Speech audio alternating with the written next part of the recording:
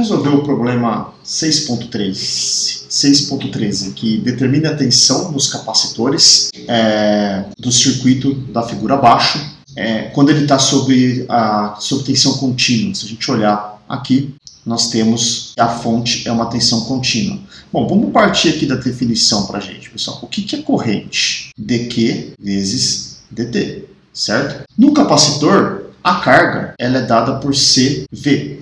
Então, essa corrente I vai ser igual a C dV dt. Bom, se a tensão é contínua, ela é constante o tempo inteiro. Isso vai me implicar que a corrente ela é igual a zero no capacitor. Tá? A gente tem outros processos que faz com que o capacitor seja carregado, mas aqui vamos guardar essa informação.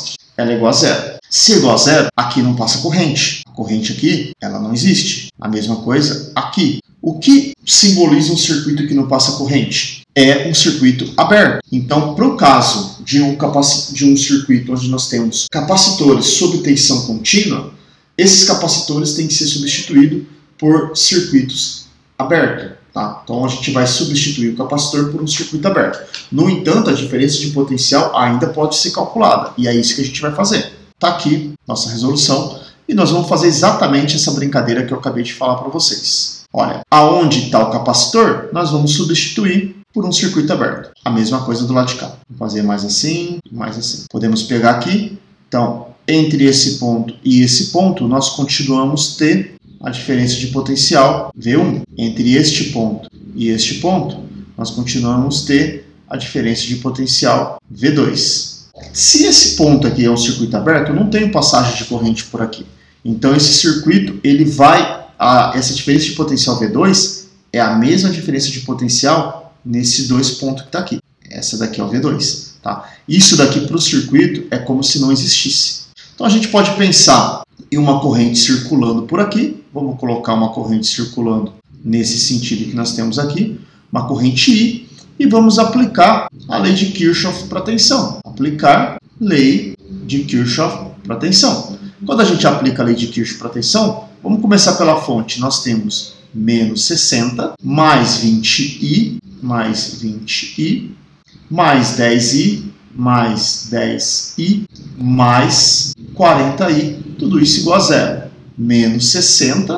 Vamos somar todo mundo que está aqui. 20 com 10, 30 com 40, 70. Mais 70i é igual a zero. Então, portanto, I vai ser igual a quanto? A 60 dividido por 70. 60 dividido por 70. Isso vai nos dar uma corrente de mais ou menos I igual a 0,86 ampere. Bom, achamos a corrente que está aqui. Acabou o problema? Não, vocês vão verificar que não acabou o problema, mas ele está bem encaminhado. Vamos guardar esse resultado.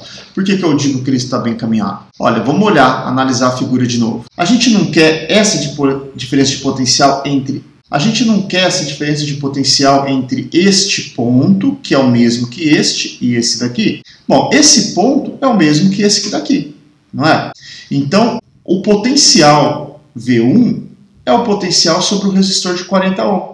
40 vezes 0,86. Logo, V1 vai ser igual a 40 vezes 0,86. 34,4 volts. 34,4 volts. Tá aí o nosso V1. Precisamos determinar somente o V2. Como a gente pode calcular o V2? O V2 não é a diferença de potencial sobre tudo isso daqui? Então vai ser esse potencial, o V2. V2 ele vai ser igual ao potencial sobre esse resistor menos esse potencial que está aqui. Vai ser 20 vezes I menos o potencial V2. Ele vai ser esse potencial 60 menos esse potencial que está aqui, que é o 20I. Né? Se a polaridade aqui fosse invertida, seria 60 menos 20. Né?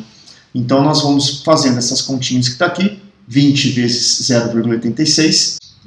Vamos pegar a nossa calculadora. 20 vezes 0,86 dá 17,2. Né? Esse valor aqui é negativo. E a gente pode somar com 60. Dá 42,8. Portanto, o V2 ele dá 42,8 volts. E a gente calculou tanto o V1 quanto o V2. Qual que é a grande sacadinha desse problema? É entender que num capacitor, quando a gente tiver sob tensão contínua, devido à corrente dele ser igual a zero, a gente substitui o capacitor por um circuito aberto. Tá? E aí a gente trabalha como se tivesse um circuito somente resistivo.